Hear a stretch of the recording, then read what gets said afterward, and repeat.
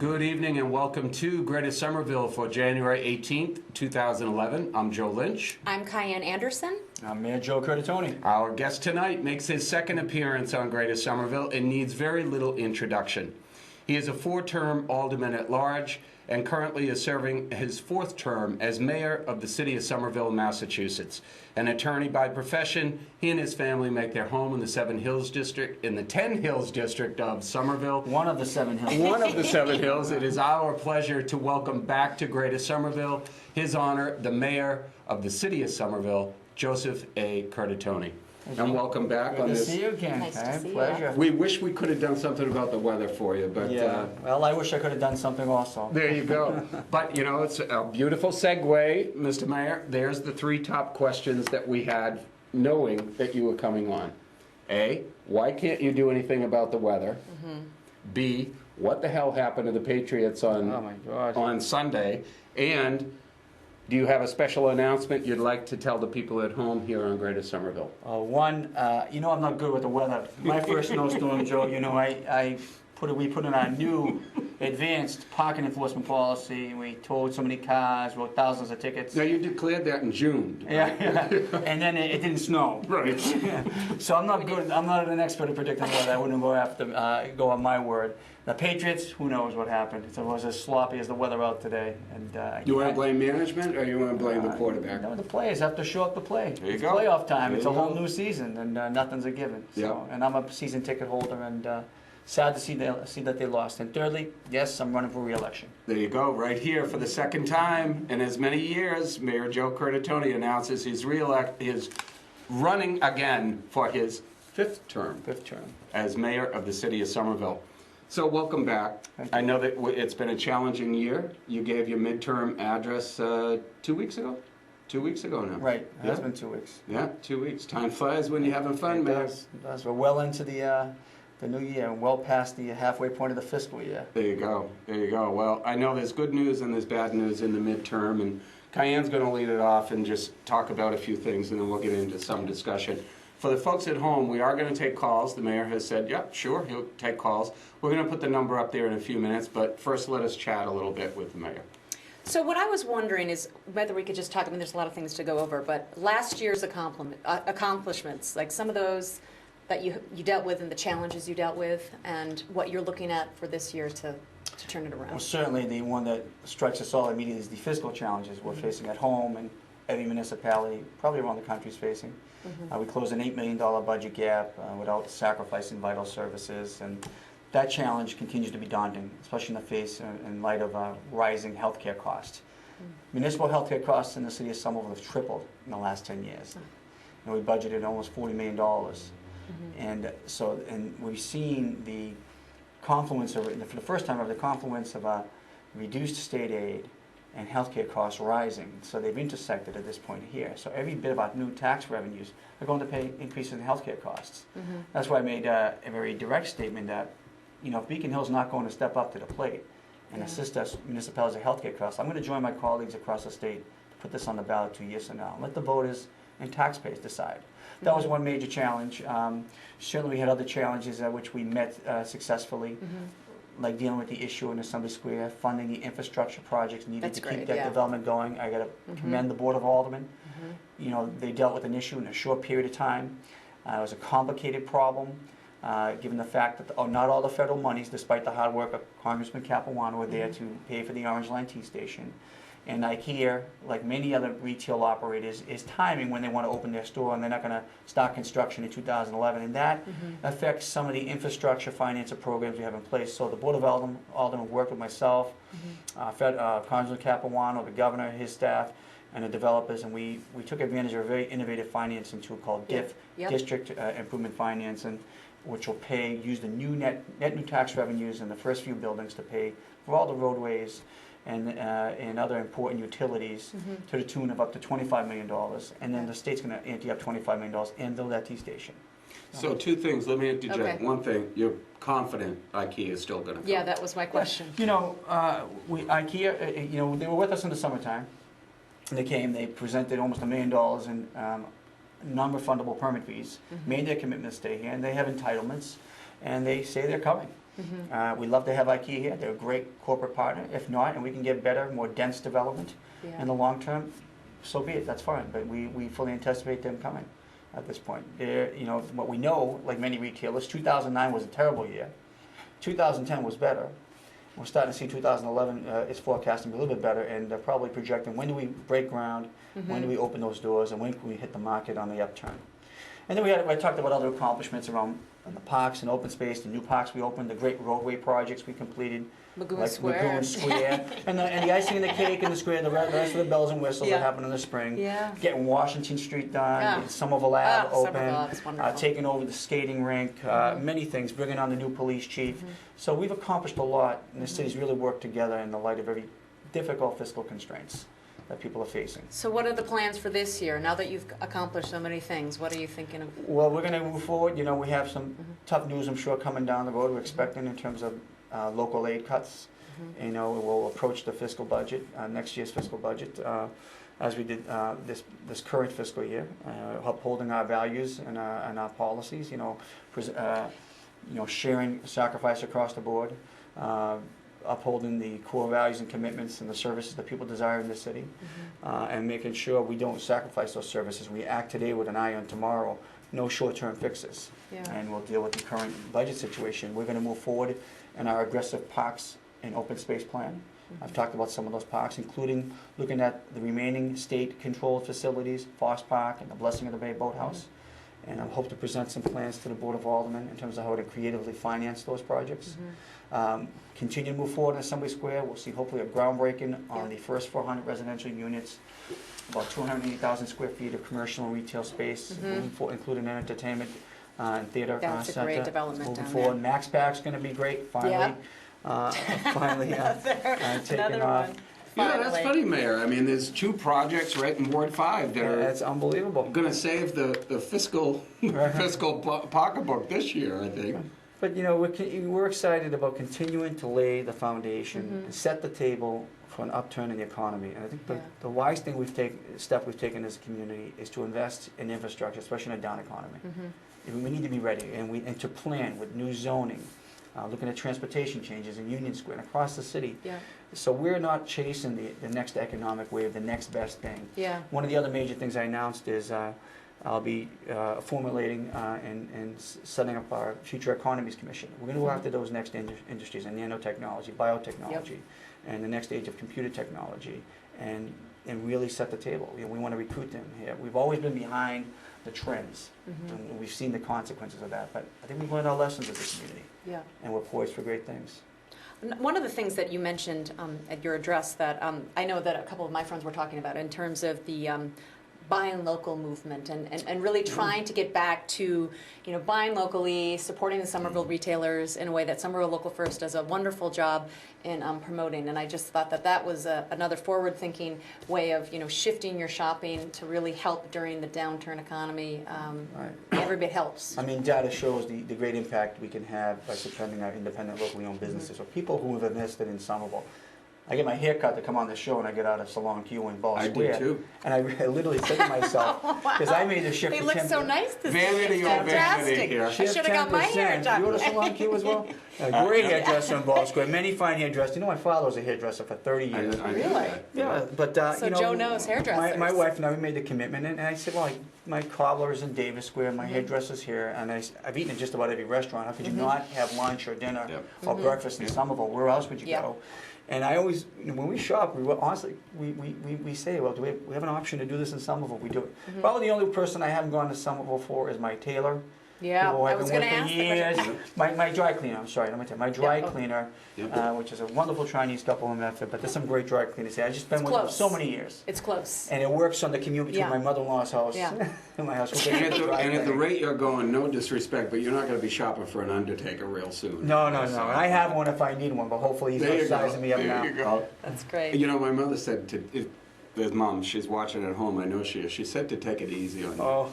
She said, you know, he's a young guy with a young family. Right. Take it easy on him. But that's an important, shopping locally, supporting our businesses is critical, especially in this down economy. And we're excited. The other thing we committed to was the farmers market would open, Oh, the I latest love it. farmers market, and we said it would be packed, and it was packed last week. And I went there and I bought my market bucks. Yep. The lines are so long I have to go back, but that's some great stuff. I'm still happening. using up my gift cards from Christmas. So. There you go. No, I gotta go visit. No, but I saw you did a little video with Blanche. Who is Blanche? Nobody seems to know who I that know is. who Blanche Blanche is. is, We yeah. all That know was who. great. Anybody who's been in the city longer than 15 years, I think, Okay. knows who Blanche Well, is. hey. Famous personality. Yeah, Okay. yeah. All right. But we've got many things to be proud of in this city, and not to powder puff you, Joe. You and I have had our disagreements, but more and more we are being looked at as a model city on how to make the best during a downtime and plan for the best during the uptime. So anybody at home who watches and says, well, Assembly's never going to be built, the Green Line's never going to come, IKEA's never going to come. Well, being in business all those years, I tend to agree with you, is that you have to plan for when the uptick comes. And it's going to come. It may not come next year, maybe here in 3, maybe here in 5. But you plan for what's going to happen, because Somerville will be ready. Right. The rest of them will be sitting there trying to get business during the uptick and will be ready. Right. Here's a question for you, though. With the Assembly Square plan and the diff, there was old banker in me says bonding may not be the right way to go to help this developer. Why can't the developer dig deeper into his pockets and pay for the infrastructure that's needed in order to get that orange line stopped down there? Well, any developer comes in, whether it's Assembly Square or North Point, with different visions of how the infrastructure is going to be paid for. Then the game changes. We saw since 2008, some of these development projects in value have lost up to 40 and 50%. North Point, that project entailed the developer building a new Leechmere Tea Station. Right. That's gone. Right. And Yeah. that's not going to happen. The state will have to pick it up, thank God, because we need that for the Green Line. Yep. And in Assembly Square as well, the developer has put up a lot for infrastructure, putting up $15 million for the Orange Line Tea Station and other improvements. But really, it's a sound investment, using public money to leverage a private investment. As long as the net return is in the positive to the Right. city and the state, and in this case, it is. And we'll have to do the same in districts like Union Square. Yeah. You set the table with the infrastructure, the planning, and the zoning. And if we're a net positive in terms of jobs, taxes, housing opportunities, things we not achieve without leveraging that, then it's a good investment. That's if it comes to fruition. Right. And the reason I'm asking this question, I think it's opportune, is that we just see in the news in the past couple of days where the Commonwealth, the governor of the Commonwealth, gave hundreds of millions Evergreen. of dollars to Evergreen Right. Solar. Evergreen Solar gratefully took that money. They created 800 jobs Sure. for 3 years. And then hasta luego, they're out of here and they're moving to China. Yep. Why can't we get our money back? I mean, Well- those are the type of deals I would be.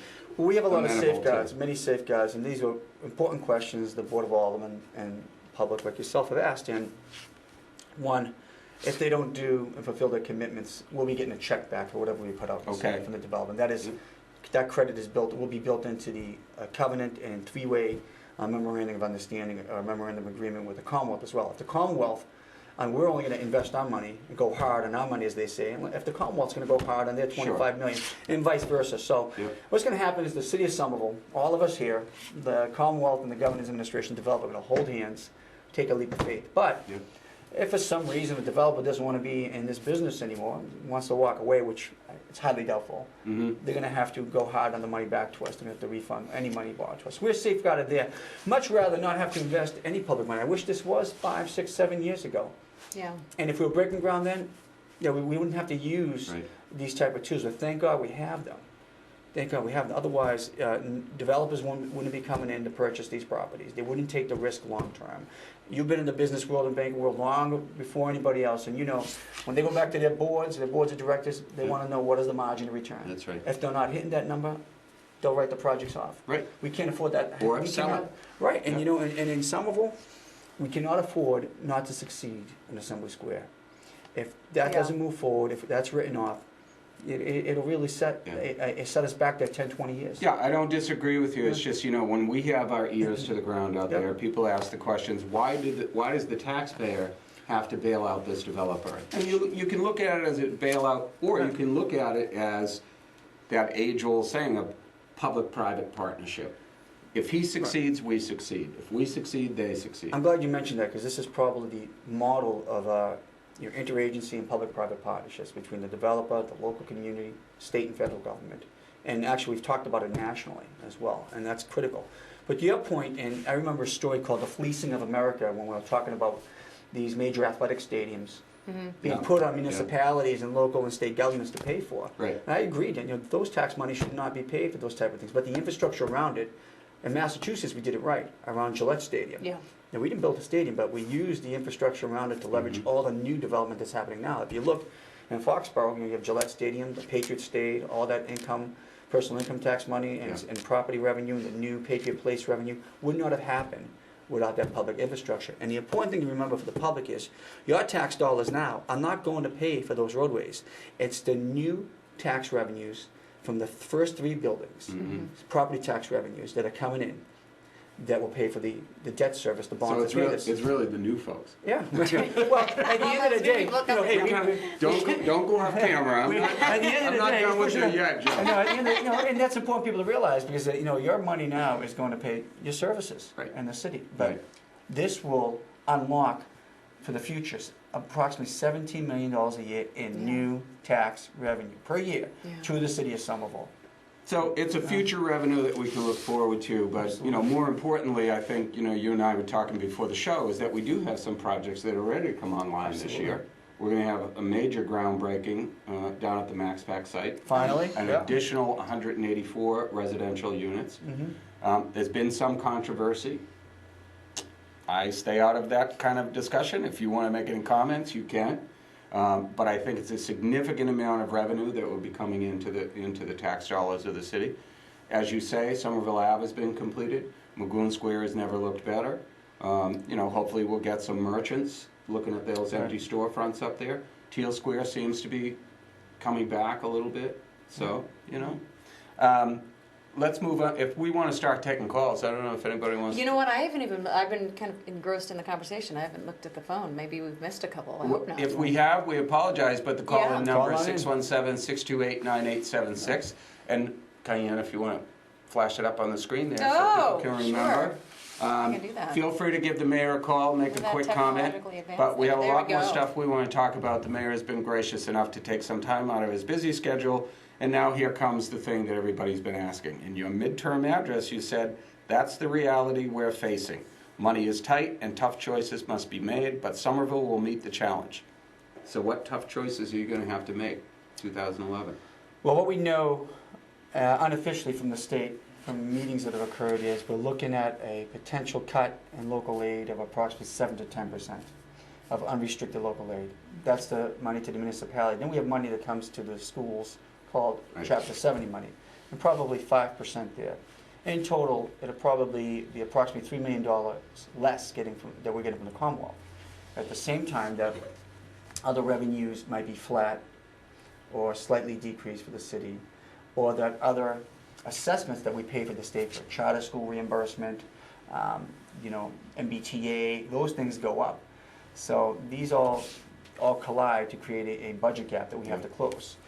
And healthcare costs, it will increase exponentially again.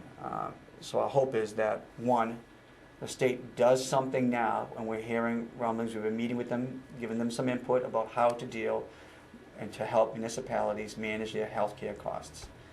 If Somerville was allowed to go to the GIC, we would save approximately $7 to $8 million. For the folks at home, GIC is the government insurance. It's the Group Insurance Commission, so all government, state employees, and elected officials have great health care coverage, and they're at a pool called the Group Insurance Commission.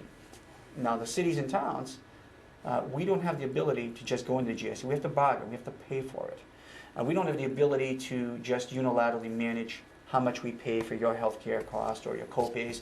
And in Somerville, we pay, you know, while people at home are struggling, we're paying $5 per doctor's visit. Yeah. All we had to do was open up the phone lines. I think they're calling. Uh-oh. Oh, we lost one. Come on, We call lost back, we'll them. answer Call it. back, the mayor will answer. So, you know, so we have to, as we move forward, our goal is how do we protect vital services? How do we not turn back the clock on the gains we have made?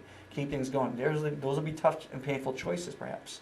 So we're well ahead of this. We've been monitoring revenues, we're monitoring spending, and again, we'll have to strategize how we can stick to our philosophy moving forward, protecting our values, our commitments, and acting in the long-term interest in the city. So simply put, the city as a whole benefits if you're allowed to take the employees and the retirees into the GIC because your healthcare costs come down. Our healthcare costs come down. The problem is, though, your retirees starts paying more, and your city employees start paying more for their healthcare. Not necessarily. The base cost is less. Okay. For instance, and it's subjective to any individual. I personally will probably pay up to $1,200 to $1,400 less per year by going to the GIC. Mm-hmm. It's just a bigger pool, bigger Right, universe of right. people. Right. You know, we Spread the cost. Right. You know, and healthcare costs in municipalities it's about the claims, the claims, the claims. You have a bad claims year.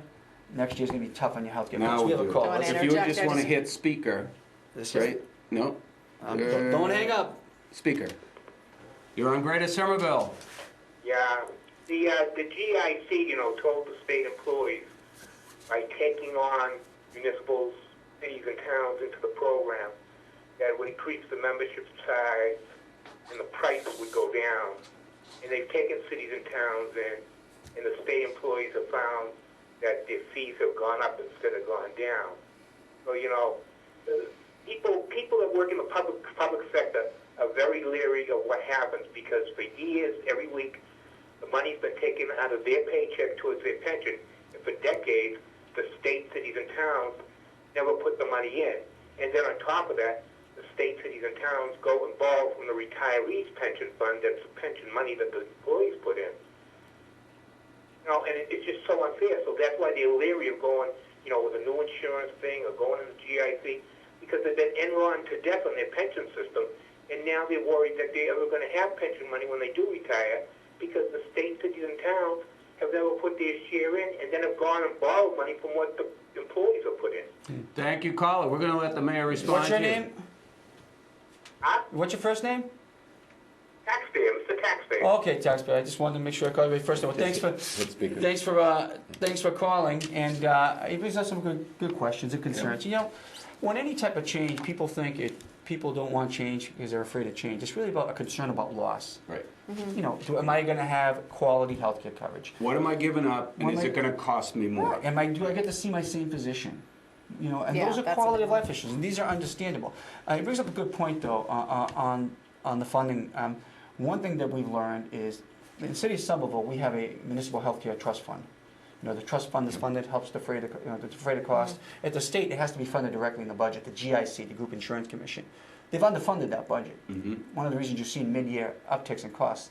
But still, at the end of the day, it's exponentially less than what we pay here in municipalities. You're talking about an 8% increase in the GIC versus up to 15% cost, not just to the municipalities, but for the employee share as well. But those are good concerns, and part of our job is to educate people, Yep. retirees, union and non-union employees about what it means to go to the GIC, or else we'll never help them get over that fear of loss. What's your sense right now? Are the unions happy about this, or are they dissatisfied with it? You know, I think it's mixed, and taxpayer, the caller had some legitimate questions that people have. Yep. And part of the problem is that we haven't had this conversation early in the past few years. We've tried to deal with it in terms of just having a vote. And now we're in a vacuum caught in a time of crisis. You know, either we do it or face financial catastrophe. And, you know, so it's tough. They have a lot of questions. Who's my doctor? What's going to happen to my family? Do I have to pay more? I'm on a fixed income. And so it's a mixed review across the board from union, non-union, and retirees. But Yeah. those in the GIC, what is consistent, the quality of care is top-notch. They want to talk to you again, Mayor. Speaker, that Speaker? one, yep. I got it. I figured this out. You're on Greater Somerville. Hello. Yes, Mr. Mayor. How are you? How are you, sir? Okay. I'd like to say thank you to you for the job you've been doing in the snow time. Thank you. been very, very, very good. You've been doing great job. I appreciate it.